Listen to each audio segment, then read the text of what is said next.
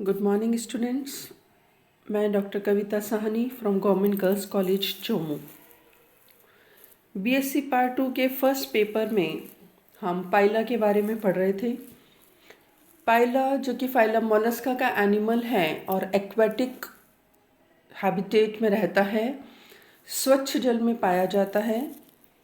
इसकी स्ट्रक्चर, संरचना और शेल और बॉडी स्ट्रक्चर के बारे में डिटेल से मैं आपको पिछली क्लास में पढ़ा चुकी हूँ। आज हम पढ़ेंगे फाइला के डाइजेस्टिव सिस्टम या पाचन तंत्र के बारे में।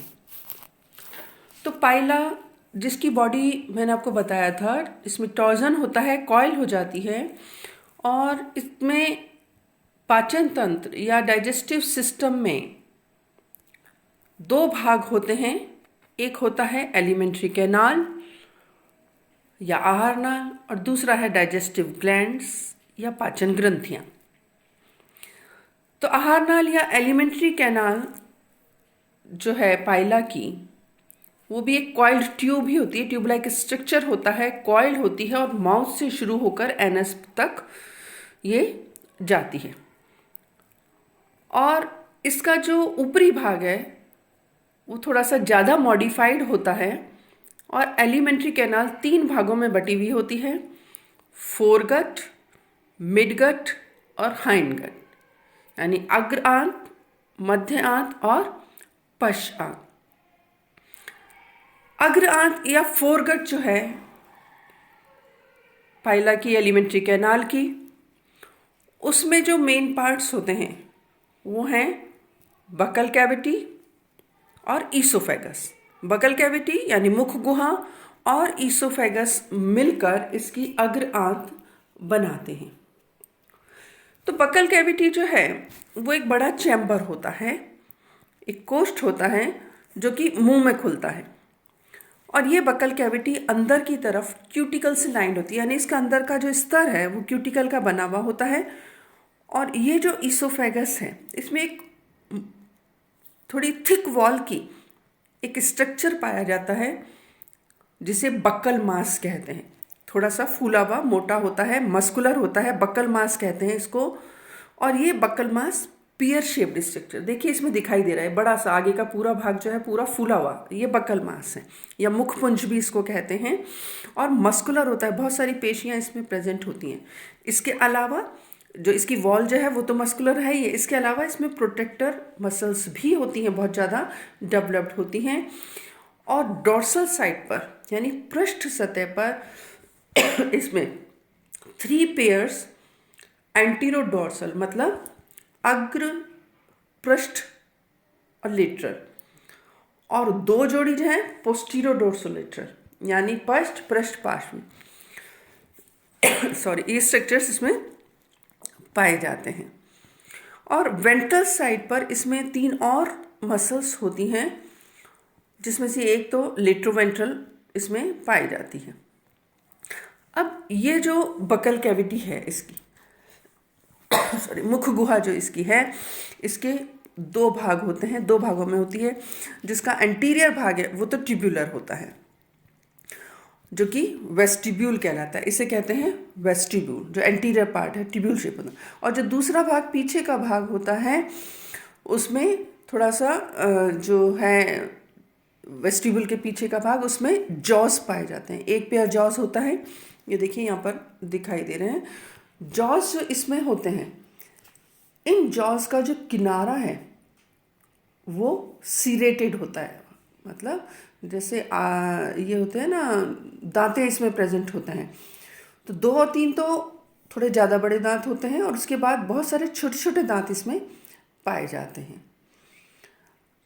ये जो बकल कैविटी है इसके पिछले भाग में, इसके फर्श पर यानी इसके फ्लोर पर एक और मस्कुलर स्ट्रक्चर पाया जाता है, एक उभार होता है जिसे टंग मास कहते हैं या इसे ओडोंटोफोर भी कहते हैं। ये जो ओडोंटोफोर या टंग मास है ये 2 कार्टिलेज से सपोर्टेड होता है। 2 सब कार्टिलेज हैं स्ट्रक्चर जो इसको सपोर्ट करते हैं। इसमें से एक जो है वो एस शेप का होता है, जो कि लेटरल भाग बनाता है इसका, और दूसरा जो है वो ट्रायंगुलर होता है। और इसका जो अगला भाग है वो एक सर्कुलर इसमें आउटग्रोथ होती है, जिसे कि सब रेडुलर ऑर्गन कहते हैं। और पीछे की तरफ इसमें फिर एक लेटरल कैविटी होती है। तो इस तरह के ये स्ट्रक्चर होता है वेस्टिब्यूल और ओडोंटोफोर का। और इसके अलावा इसमें एक और भाग होता है जिसे कहते हैं रेड्यूला। ये जो रेड्यूला है बकल कैविटी में ही प्रेजेंट होता है, ब्राउन कलर का होता है, काइटिनस होता है और थोड़ा सा कर्व्ड होता है, घुमा हुआ एक फीता, पतला फीता जैसा होता है या रिबन लाइक स्ट्रक्चर होता है, और इसे कहते हैं रेड्यूला। तो बकल कैविटी में प्रेजेंट है, ब्राउनिश कलर का है, ये काइटिन का बना हुआ है और थोड़ा सा कर्व्ड होता है, घुमा हुआ होता है, रिबन जैसा स्ट्रक्चर होता है। इसके एंटीरियर एंड पर ये देखिए ये रेड्यूला है, इसके एंटीरियर एंड पर ये दो फ्लैप दिखाई दे रहे हैं। तो एंटीरियर एंड पर ये दो फ्लैप्स होते हैं इसके, जो कि ओडोंटोफोर के ऊपर तक जाते हैं। और इसका जो पिछला भाग या पिछला सिरा है उसमें बैंड लाइक स्ट्रक्चर होता है, ये स्ट्रिप्स दिखाई दे रही हैं बैंड, जो थोड़ी थोड़ी दूरी पर होते हैं।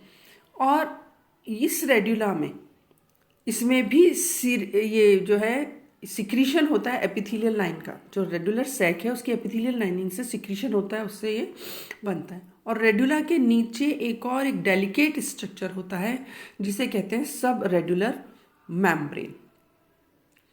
रेडुला जो है इसमें मैंने आपको बताया, ये जो पीछे दिख रहे हैं ये स्टेप जो दिख रहा है रेडुला का, इसमें ट्रांसवर्स रोज हैं टीथ की, ऐसे हॉरिजॉन्टल या ट्रांसफर रोज प्रेजेंट होती हैं टीथ की। इनमें से हर एक रो यानी हर एक लाइन में 7 टीथ होते हैं टोटल। यहाँ पर ये जो है देखिए बड़ा करके मैं आपको दिखा रही हूँ, टोटल 7 टीथ होते हैं। इसमें से 7 टीथ में से एक तो सेंट्रल होता है, बीच में एक बड़ा दिखाई दे रहा है, एक सेंट्रल है और एक लेटरल होता है और 2 मार्जिनल होते हैं हर एक साइड पर। तो दोनों साइड में 3 और 3 6 और बीच में एक बड़ा 7 हो गया। अब इस रेडुला का क्या काम होता है, ये आगे पीछे मूव करता है ओडोंटोफोर पे, जो अभी मैंने इस स्ट्रक्चर को बताया। तो उसके कारण क्या होता है, जब ओडोंटोफोर पे आगे पीछे मूव करता है तो आरी की तरह काम करता है और उसके कारण आरी की तरह चलता है। तो इस मूवमेंट को चेन सो मूवमेंट कहते हैं। जैसे आरी चलती है आगे पीछे उसी तरह का मूवमेंट ये करता है, इसको चेन सो मूवमेंट कहते हैं। और इसके कारण ये फूड को, पार्टिकल्स को तोड़ने में या बारीक टुकड़े करने में मदद करता है। अगला भाग जो है एलिमेंट्री कैनाल का वो है ईसोफेगस। ईसोफेगस अग्र आंत या फोरगट का ही दूसरा भाग है, जो कि एक बहुत ही सकड़ी या नैरो ट्यूब होती है, लंबी ट्यूब होती है, बकल मांस के पीछे से निकलती है, दिखाई दे रही है बकल मांस से, इसके पोस्टीरियर पार्ट से ये नैरो ट्यूब निकल रही है, ईसोफेगस इसको कहते हैं। और पीछे की तरफ जाकर थोड़ी दूर पर ये लेफ्ट साइड में मुड़ जाती है। और जो विसरल मास, इसका जब स्ट्रक्चर बताया था बॉडी का, मैंने आपको बताया था, तो विसरल मास में एंटर होकर और फिर स्टमक में खुलती है।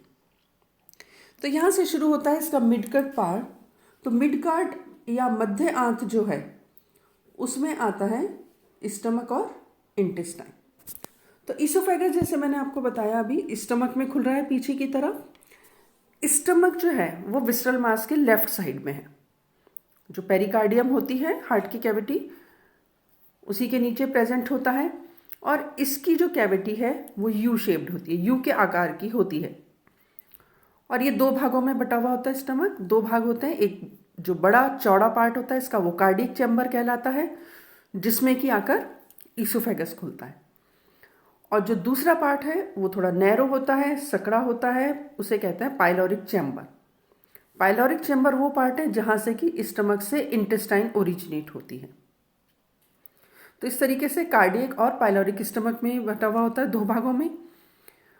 और इसकी जो लाइनिंग है अंदर की स्टमक की वो फोल्डेड होती है, यानी विलाई लाइक स्ट्रक्चर ये बनाती है, अंदर से फोल्डेड होती है, जो कि इसके सरफेस एरिया को बढ़ा देता है। और ये जो है पाइलोरिक स्टमक, इसमें जो लाइनिंग है वो थोड़ी सी ट्रांसवर्स होती है। इसके अलावा एक ये पाउच इसमें दिखाई दे रहा है छोटा सा, ये ब्लाइंड पाउच, इसे कहते हैं सीकम। ये निकलता है इसके पीछे से, पाइलोरिक स्टमक के पोस्टीरियर पार्ट से, और इस जगह पर जो जंक्शन है दोनों चैम्बर्स का, पाइलोरिक स्टमक और कार्डियक स्टमक का, जहाँ पर दोनों मिलते हैं, वहाँ पर आकर इसमें स्टमक में खुलती हैं डाइजेस्टिव ग्लैंड्स। तो ये स्टमक पार्ट हो गया। स्टमक देखिए पीछे की तरफ खुल रहा है इंटेस्टाइन में। तो स्टमक का जो पाइलोरिक स्टमक है वो पीछे की तरफ एक लंबी कॉइल्ड ट्यूब में खुलता है, जिसे इंटेस्टाइन कहते हैं। ये इंटेस्टाइन पीछे की तरफ जाती है विसरल मास में, वहाँ पे 2-3 फोल्ड बनते हैं इसके, क्योंकि कॉइल होती है इसमें, तो कॉइलिंग हो जाती है, गोनेड्स के बीच में ये प्रेजेंट होता है, और डाइजेस्टिव ग्लैंड्स प्रेजेंट होती हैं, और उसके बाद फिर ये खुलता है रेक्टम में। ये देखिए कॉइल्स के बाद ये पार्ट इसका दिखाई दे रहा है रेक्टम। रेक्टम हाइंडगट का पार्ट है या पश्चात का पार्ट है। यहाँ पर भी एक छोटी सी ट्यूब होती है जो कि थिक वॉल्ड है, इसकी जो वॉल है वो थोड़ी मोटी होती है, और बाहर की तरफ ये रेक्टम या मलाशय एनस के द्वारा बाहर की तरफ खुलता है। तो इस तरीके से पूरा ये इसका एलिमेंट्री कैनाल का स्ट्रक्चर होता है पाइला की। दूसरा पार्ट या दूसरा भाग मैंने आपको बताया डाइजेस्टिव सिस्टम का, वो है डाइजेस्टिव ग्लैंड्स या पाचन ग्रंथियाँ। अब पाचन ग्रंथियाँ भी पाइला में ये 4 तरह की पाचन ग्रंथियाँ हैं। सलाइवरी ग्लैंड्स या लार ग्रंथियाँ, ईसोफेजियल पाउच या ग्रसिका कोष्ठ, बकल ग्लैंड्स या मुख ग्रंथियाँ, और हिपेटोपैंक्रियाज या यकृतनाक्षय। तो लार ग्रंथियाँ या सलाइवरी ग्लैंड्स जो हैं, एक पेयर होता है इसका, और ये जो एक पेयर है वो बकल कैविटी की दोनों साइड पे होता है। वाइट कलर के स्ट्रक्चर्स होते हैं ये सलाइवरी ग्लैंड्स जो हैं, और हर एक सलाइवरी ग्लैंड से एक ट्यूब निकलती है छोटी सी, जो कि जाकर बकल कैविटी के पोस्टीरियर पार्ट में खुलती है। इसमें देखिए सलाइवरी ग्लैंड्स दिखाई दे रही है इस डायग्राम में, यहाँ पर ये क्लियर ग्लैंड्स दिखाई दे रही है, और एक छोटी ट्यूब के द्वारा बकल कैविटी के पोस्टीरियर पार्ट में खुल रही हैं। और ये जो सलाइवरी ग्लैंड जो सिक्रीशन सिक्रीट करती हैं या लार जो सिक्रीट करती हैं, उसमें एक एंजाइम होता है म्यूसिन, और इसके अलावा कार्बोहाइड्रेट्स के लिए पाचन के लिए भी इसमें एंजाइम्स पाए जाते हैं। दूसरी तरह की ग्लैंड जो है वो है ईसोफेजियल पाउच। तो ईसोफेगस की दोनों साइड में, ये ईसोफेगस है, इसके दोनों साइड में देखिए दिखाई दे रहा है ईसोफेजियल। तो ईसोफेगस की दोनों साइड पर एक जोड़ी क्रीम कलर की होती है, ये सैक लाइक या थैले के जैसा स्ट्रक्चर होता है, जिसे ईसोफेजियल पाउच कहते हैं। ये जो ईसोफेजियल पाउच है, ये देखिए सलाइवरी ग्लैंड्स के नीचे जो लार ग्रंथियाँ इनके नीचे होता है, और एक छोटी सी ट्यूब के द्वारा ये भी बकल कैविटी में खुलता है, और इसमें भी डाइजेस्टिव एंजाइम सिक्रीट होते हैं इसके द्वारा। अगली तरह की जो ग्लैंड्स हैं बकल ग्लैंड्स या मुख ग्रंथियाँ होती हैं, ये भी एक पेयर होता है, एक जोड़ी होती हैं ये बकल ग्लैंड्स। और जो मुख गुहा है या बकल कैविटी है और ईसोफेगस, इसका जहाँ पर जंक्शन है, जहाँ पे दोनों मिलते हैं, उससे जस्ट पहले ये खुलती हैं, प्रेजेंट होती हैं इसमें। इसके अलावा हिपेटोपैंक्रियाज या यकृतनाक्षय, ये जो है हिपेटोपैंक्रियाज, ये जो कॉइल्ड स्ट्रक्चर है विसरल मास का, वहाँ पर एक ट्रायंगुलर सॉफ्ट सी ग्लैंडुलर पार्ट होता है, जिसे हिपेटोपैंक्रियाज कहते हैं, जो ब्राउन से कलर की ग्लैंड होती है, और 2 पार्ट्स की बनी हुई होती है, या 2 पार्ट्स इसके होते हैं, और ये कनेक्टेड होते हैं स्टमक से, और स्टमक में खुलती है उससे पहले दोनों मिलकर एक कॉमन डक्ट बनाते हैं। बहुत सारी छोटी छोटी एल्वियोलाई की ये बनी हुई होती हैं, जो कि कनेक्टिव टिश्यू में धंसे रहते हैं। 3 तरह की सेल्स इसमें पाई जाती हैं। एक होती हैं सिक्रीटरी सेल्स, जो कि एंजाइम सिक्रीट करती हैं। दूसरी होती है रीअब्जॉर्प्टिव सेल्स, जो कि प्रोटीन्स को डाइजेस्ट करने में मदद करती हैं सेल के अंदर इंट्रासेलुलर डाइजेशन में। और तीसरी तरह की सेल्स होती हैं लाइम सेल्स। तो इस तरीके से ये एलिमेंट्री कैनाल और डाइजेस्टिव ग्लैंड्स इसमें प्रेजेंट होती हैं। भोजन के रूप में पाइला जनरली सकुलेंट प्लांट्स को लेता है, एक्वेटिक है, जल में पाया जाता है। तो जो सकुलेंट्स प्लांट होते हैं उनको, या जो गूदेदार होते हैं उनकी पत्तियां हैं, उनको जैसे पिस्टिया या वेलिस्नेरिया, इनको भोजन के रूप में रहता है।